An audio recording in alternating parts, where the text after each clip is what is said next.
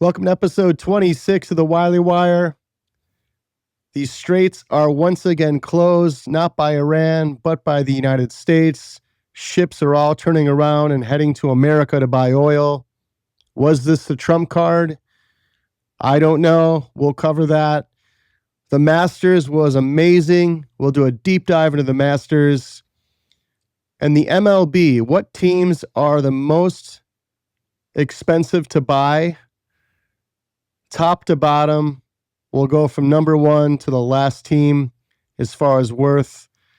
And the WTF segment, Eric Swalwell just will not get out of the WTF segment. Things just get worse and worse for this guy. He's dropped out as a candidate for the governor of California. Welcome to the Wiley Wire.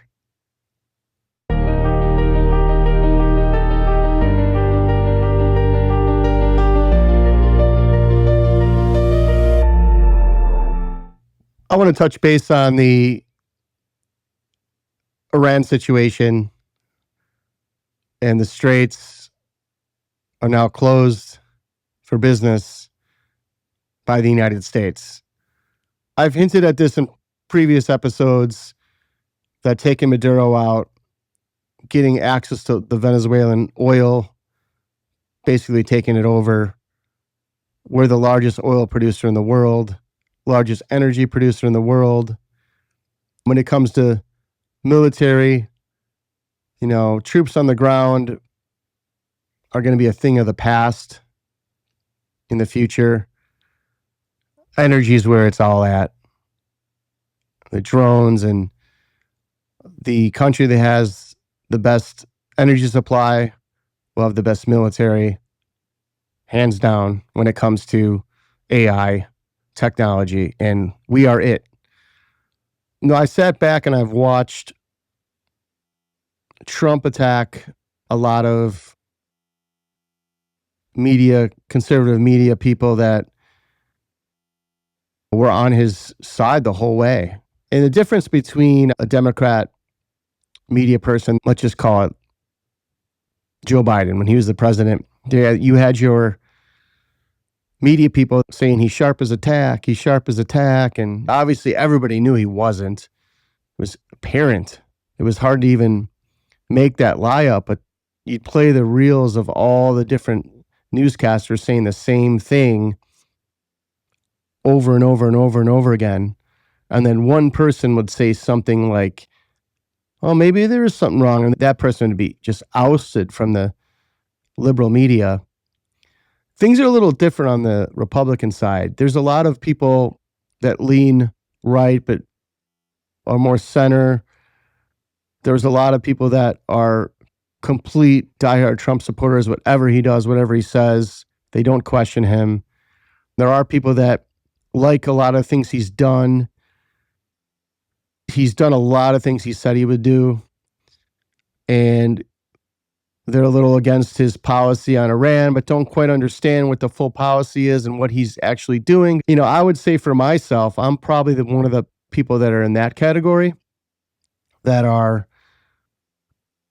lean center, common sense strategies, common sense policy, America first type of beliefs. And that's, where I land. And do I think Trump has done a lot more for the country? You look back at all the different presidents that promised what they were going to do and didn't do any of it.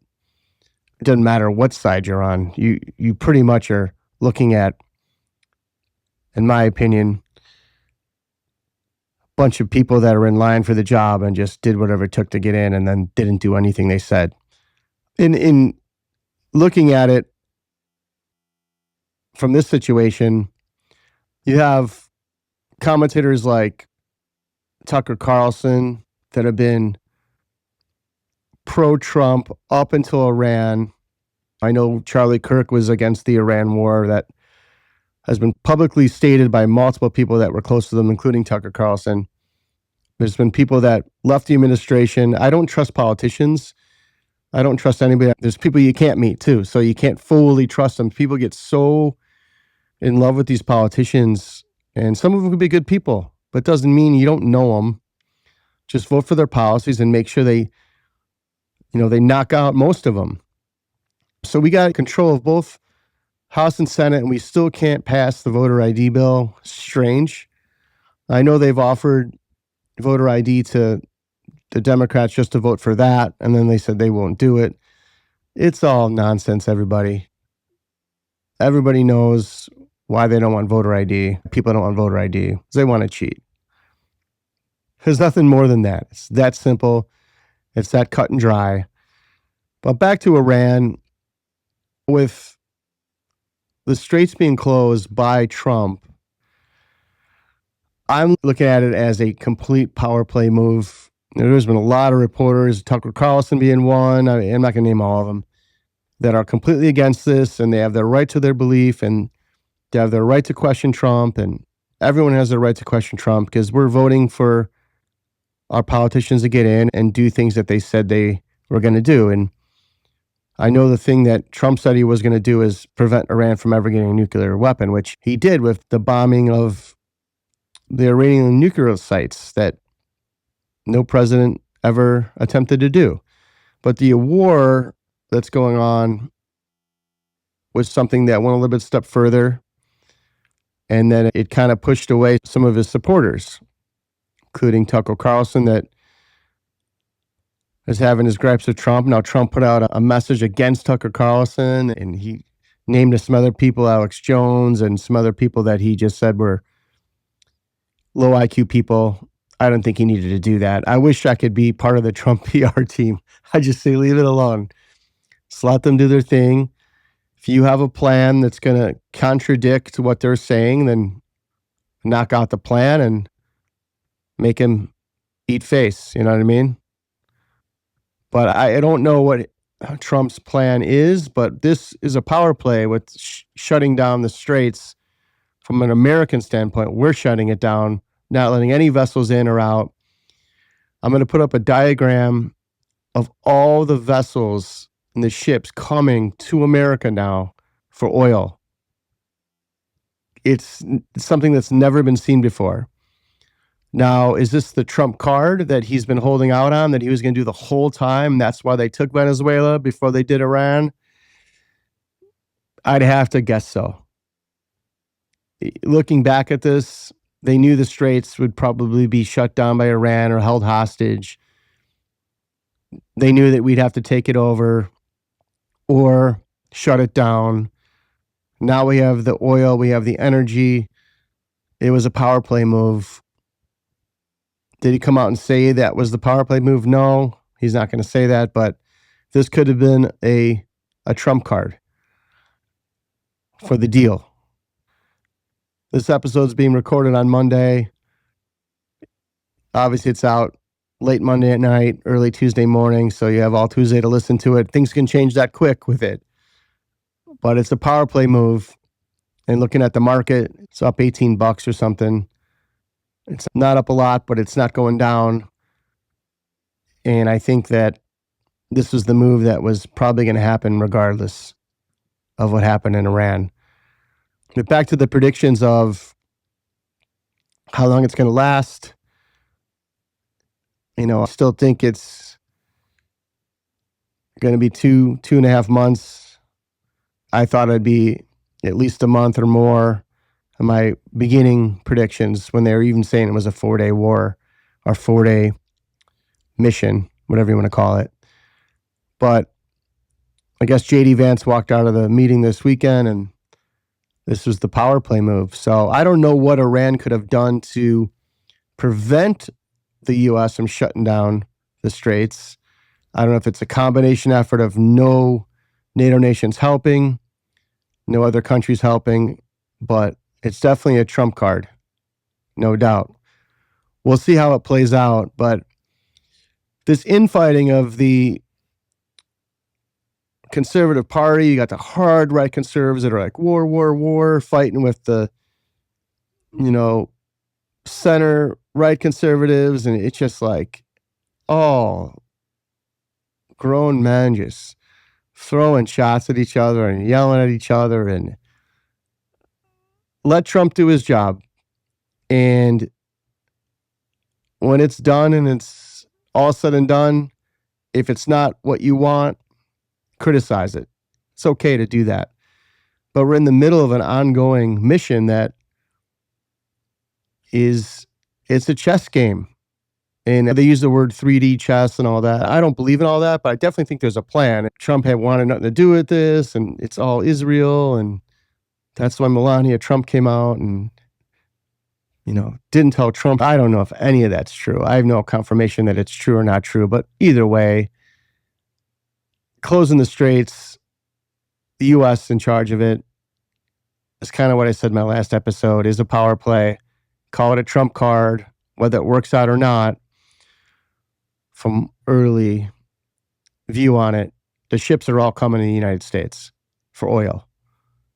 And that can't be a bad thing.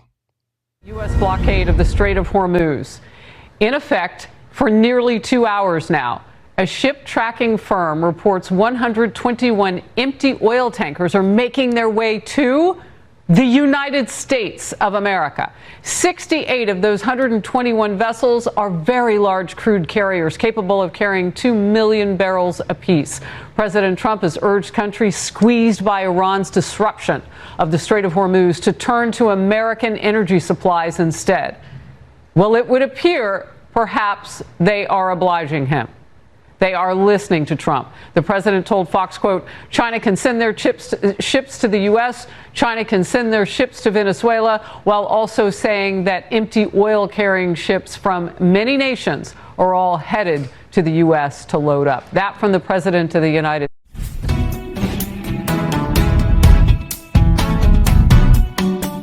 His year again. Rory is a rare repeat winner at Augusta.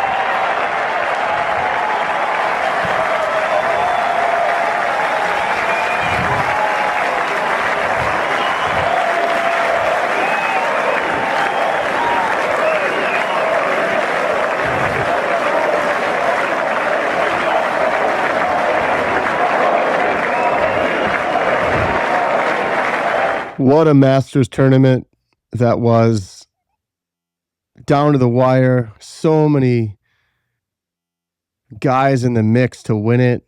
Scheffler made a strong run at the end. And as I predicted before the Masters started, 4 out of the 5 guys I had to win or come close to winning were in it, except the Chambo, who everybody watched him not make the cut on 18. He 2 shots out of the sand trap. All he had to do was get it out, par that hole, or at least bogey the hole. He would have made the cut. But those Masters greens, if anybody's watching this closely, and people that are non-golfers don't really understand that, how hilly these greens are, how there's no easy putts at the Masters at all. And he got it out of the bunker that second shot, and it just looked like he was going to have a chance to make the cut, and it just kept rolling and rolling and rolling. It rolled off the green, and he was done. But that's who I had to win, is the Chambo. But I did have Rory. I had Rose, Scheffler. I didn't have Burns. But so many guys are in it. And Rose had an opportunity. He's probably kicking himself over and over for this, but he missed a pretty easy birdie that he normally makes. It rolled out, and it kind of set the tone for the rest of the way for him, even though he played very well, kept himself in it, but he needed that birdie to put more pressure on McIlroy. And watching Rory's interview prior to the final round of the Masters, just the way he came out and said, he already got a green jacket, it just didn't seem confident. In the interview, he just seemed like he's just okay with just playing well, and whatever happens, as he already got a jacket. And this is a guy that had a 2-stroke lead going into the final day. He didn't play well on Saturday, which let a lot of players in. but I thought he was going to cave. So all the hats off to Rory McIlroy, because there was 2 moments where I thought he was done. His pre-interview didn't seem very confident, and then he was only up a stroke at one point, and then he was down, but he came back strong and hit the shots he had to hit. Actually, so there's 2 points I thought he was done. The third time I thought he was done was 18. When he hit that bad tee shot and the way he kind of looked like the air was let out for a moment there. Scheffler's probably warming up at that point.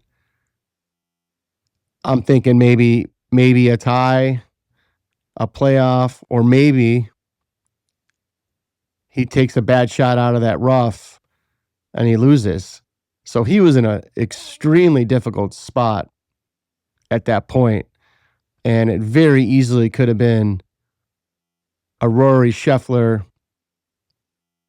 playoff round, or a double or a triple at that point. And I think a double would have caused Scheffler and him to have a playoff, and a triple would have caused him to lose. So he didn't put himself in a good situation to close it out, but he did. And he played great the first 2 days. He just played average the Saturday and then came back and had a solid day on Sunday. But the Masters, one of the greatest events in golf, no doubt. It was just really exciting to watch. And I'm kind of pulling for Justin Rose now. He just, to me, plays golf the way it should be played. And at times, he messes up, but he's so consistent throughout these big tournaments, and he's always there at the end. He just hasn't closed it out recently. He's been so close. So next year, I'm rooting for Justin Rose.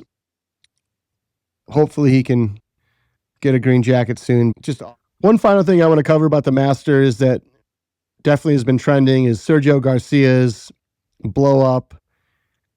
We've all been there. We've all hit a bad shot. It's just rare to see a professional lose his shit like Sergio Garcia did. You see it, but he really lost his mind on that tee box. What appeared to be damaged the tee box, slammed his driver down, I guess made a pretty significant dent, rip in the tee box, and then he proceeded to swing and break the head off of his driver off some type of green Masters cart that looked to be to his right. And you normally don't see that type of behavior in professional golf, let alone at the Masters. One comical element of it was when he did grab Jon Rahm's bag and carry it out to the fairway. So I look at it as it was funny, but at the beginning it was not funny, not a good look. I don't know what type of repercussions happen for something like that. Obviously, Sergio Garcia is a member of the Masters. He won the Masters in 2017. He'll be invited to the Masters until he no longer can play golf if he chooses to. So I don't think they punished him enough to take his membership away, but I definitely know that they weren't happy with him. 40 yards.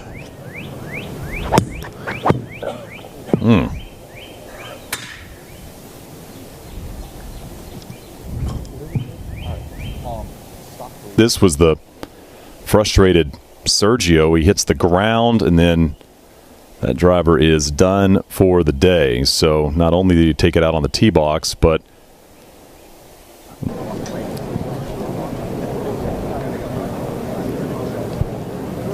before we move on to our Major League Baseball segment, most valuable franchises in the league, I saw a cool story about one of the greatest baseball players of all time, one of my favorites, Ken Griffey Jr. I guess he's taken up photography now at a pretty high level. There was a special that was done the end of March before the Masters about him taking photos at the Masters.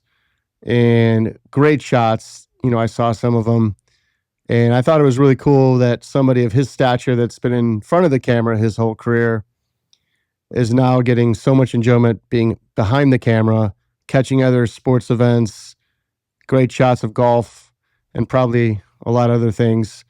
So look that up. Ken Griffey Jr. is now a photographer, takes a lot of pride in it. And I saw that as part of the Masters coverage. And I thought, and finally in this sports segment, I'm going to talk about the Chicago White Sox and the most valuable MLB teams rated by worth if you were to buy the team. And at first I looked at it, surprised me where they were at on the list, but then it makes a lot of sense. But let's go down and look at the teams. So the Yankees, I have it above my shoulder here. If you're driving, you're going to have to listen. But if you're watching, have it above my shoulder. The Yankees are at $9 billion. So I knew they'd probably be one or two top, most expensive teams. The Los Angeles Dodgers are $8 billion at number 2. The Chicago Cubs, $5.25 billion at number 3. The Red Sox, $5 billion at number 4. And then the San Francisco Giants, $3.8 billion at number 5. And then teams that are in the threes are the Phillies, Mets, Astros, and Braves are all worth over $3 billion. And then the teams that are in the twos, in order, Padres at 10, Rangers at 11, Angels, Cardinals, Blue Jays, A's, which surprised me. Then I thought, no, they're building that massive stadium in Las Vegas that's going to be probably one of the coolest new stadiums in baseball. And their team's going to be worth a heck of a lot more than it's worth in Oakland. So that's why the A's are on that list. And then the Mariners at 16 in the twos. But the White Sox are 17 at $2.1 billion. Now,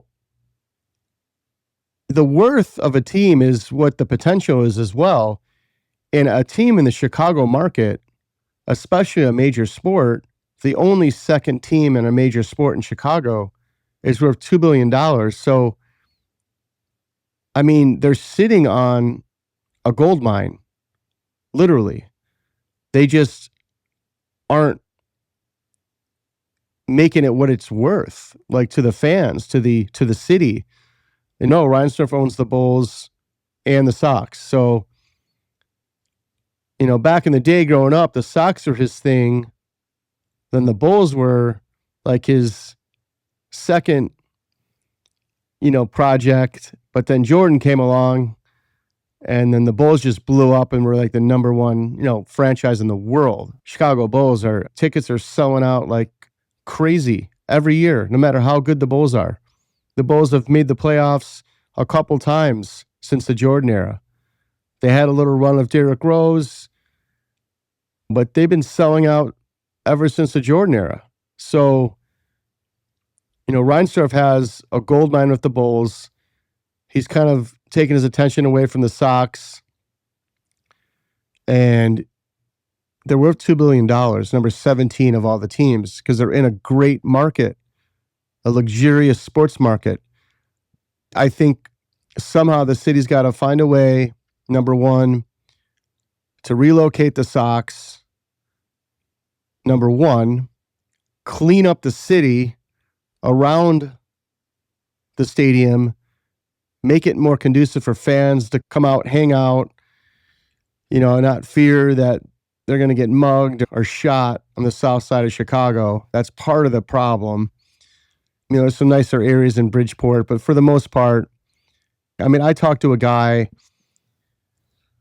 I'm in South Carolina, that visited Chicago, and he went to the Cubs game, and all he talked about, and he's a New York guy, Oh, he talked about how great Wrigley was, how historic it was. And I wish they kept Old Yankee Stadium, which I wish they did too. That's another stadium they should never have ripped down, but I talked about that in previous episodes. He talked about how there's so much to do around Wrigley, how beautiful the ballpark is, how the renovations they made to it were just amazing. He just had the time of his life. And then he decided to go to the Sox game. And one of his buddies is a copper in Chicago. And he said, why do you want to go there? I mean, that's the outlook that the Chicago White Sox stadium in the area of the city. And I'm going to get some flack for this. I don't really care. There's going to be the diehards that go, oh, it's fine. Chicago White Sox stadium, guaranteed rate park's great. It's a beautiful stadium. Great. But the attendance doesn't show that. So the commenters are going to come back and say it's a beautiful stadium and it's great and they don't need to do anything. You don't need to move. The attendance sucks at White Sox games. The team sucks. The attendance sucks. You can look at it one way or the other. A combination of a new stadium, a relocation, a cleaning up of the city, building tons of restaurants and bars and areas to make it safe for families around guaranteed rate park, whatever you want to call it, would definitely ensure a better outlook for the White Sox for attendance, no doubt about it.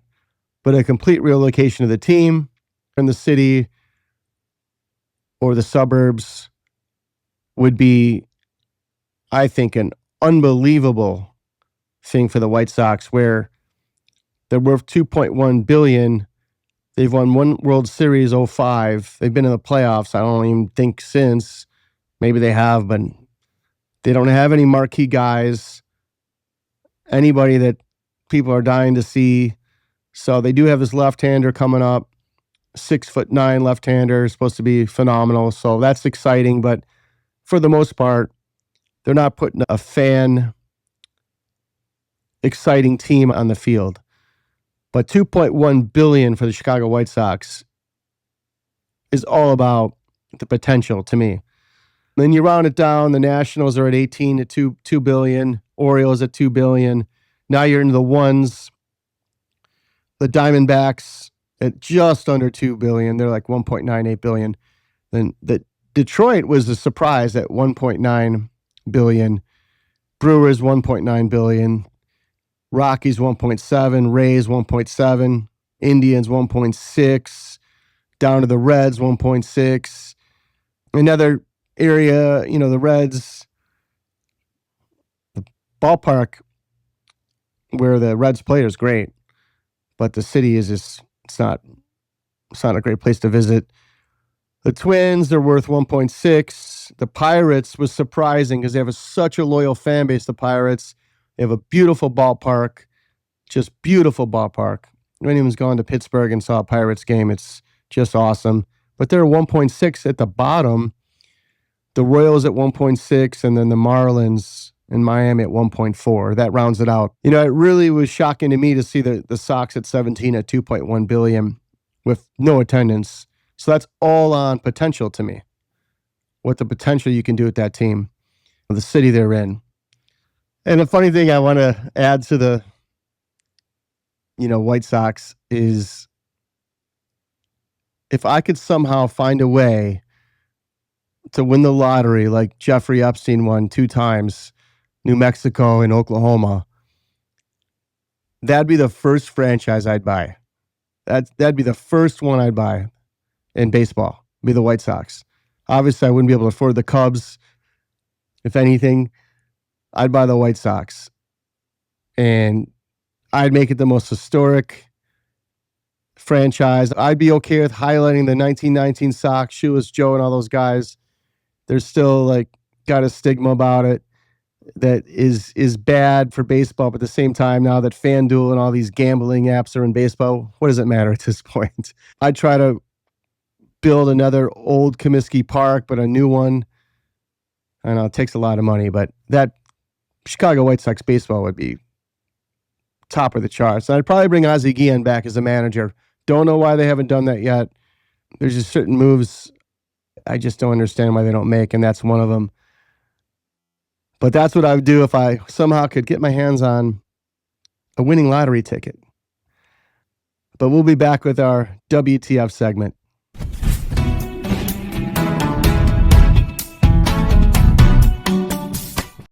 The Wily Wire segment where Brandon asks, "What the fuck is this?" Our WTF segment, this Vrabel, Deanna Rossini love affair, no love affair, they're just friends thing. I don't like to get into this shit, to be honest with you. Like, what people do in their personal lives outside of the profession, whether I agree with it or not, is on them. But this is weird. I saw the pictures now, multiple pictures. You know, there's no friends that were at the come forward saying they were there with them.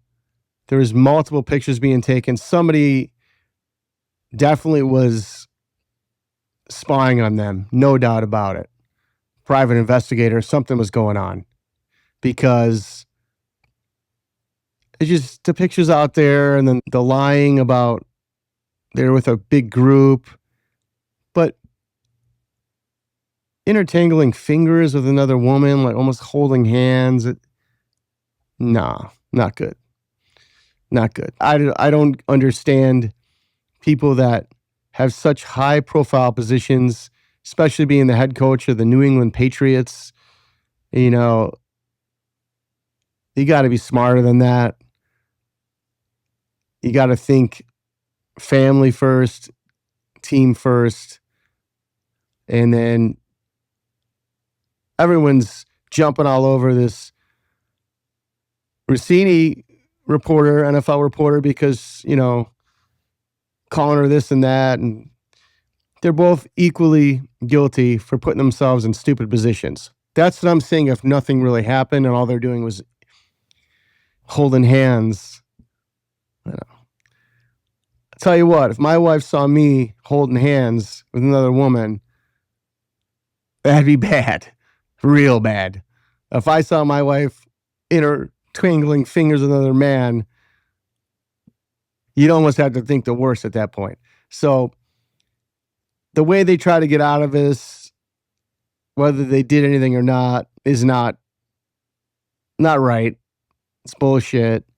Sedona, Arizona is like a romantic place. You know, they happen to bump into each other. None of it makes sense. And I feel bad for the families. I know they're both married. They both have kids. But when you're public figures and with such high profile jobs and positions, you know, it's unacceptable, number one. Number two, if they were both single, divorced, whatever, I don't care. You're working in the same environment, football, she's a reporter and he's a coach. That stuff's bound to happen. But, you know, it's just real bad judgment, whether they did anything or not. And looking at these photos and then the excuses, what was going on, to me seems something's off, something's wrong, something's not right here. But the other thing I'm going to cover is this guy just does not leave the news. I don't know if he's just, something's wrong with him, or you got to have balls of steel to be this guy. Eric Swalwell, the same guy I've been talking about in the last couple WTFs. He's gotten 50 staffers left over the weekend. He finally, Sunday night, withdrew his name as a governor candidate for California, and his name is going to still continue to be on the ballot. So some idiots out there that vote are going to vote for him, even though he's not in the race anymore. That always happens. You steal, like, you know, it's not steal, but you legally steal about 1,000 votes, 5,000 votes. There's always somebody that doesn't know what's going on, goes in, sees the name, and votes for him. So we'll take votes away from somebody else, but it's beside the point. Rape now by one of his staffers, multiple allegations. You know, there's videos surfacing around X. Go look them up. I'm not going to play them. That are just resurfaced about him with, you know, other women, call it. The thing about him is he's just so cocky that you just go and run for the governor of California. There's been reports that he isn't even a resident. Unconfirmed reports. Reporters have been tracking that. Now he's out of the race, so it doesn't matter. And then you got the funds he was using, paying his wife out of his campaign funds for child daycare. And now there's more funds going to a Brazilian nanny, illegal campaign funds being given to her. So it's just a pile of stuff. And you can say they're coming at him. This is all a hit job on him, but there's just too much out there for that to be the case, in my opinion. But innocent until proven guilty. That's why we live in America. Right now, it doesn't look good. But that's my WTF. I don't know what these people think, what they're doing. I just think it's no rules for me type mentality, and it looks like it's biting them in the ass. We'll be back with a wrap.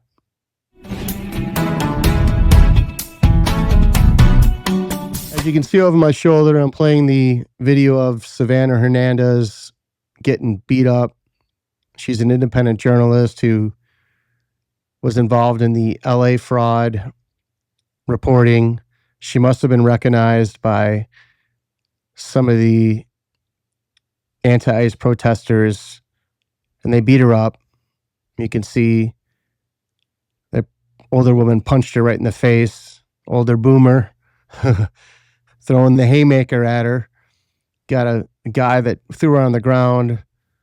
I'm not sure on this, but I guess it was in front of his family. I don't know. This is not America. I don't care if you don't believe in ICE or you don't believe in ICE. And let's just say there is pro-ICE reporters there or anti-ICE reporters there. Everyone should be able to report the news no matter what your beliefs are. And anybody that touched her should get in charge of the assault, no doubt about it. It's just a shame that grown-up people that lived in this country their whole lives are putting their hands on somebody that doesn't have the same views as them. But it's absolutely despicable, and anybody that touched her should definitely be prosecuted. Thanks for watching episode 26 of The Wiley Wire. I will not be doing a full episode on Friday this week. I will be traveling to a convention and will not be able to do a full episode, but I will be checking in. This won't be the last time you see me this week. Like us, follow us, share us at The Wiley Wire. We can always use a follow and a share. Thanks for staying wired, and we'll see you soon. The Wiley Wire dives into sports, music, politics, health, and trending topics for entertainment, info, and education. Listener discretion advised. May include mature themes, explicit language, controversial views, or sensitive content. Not suitable for under 18 or all audiences. Parents, please supervise. All opinions from hosts, guests, and contributors are personal and don't reflect our official views. Information isn't guaranteed to be accurate. Do your own research and consult qualified professionals.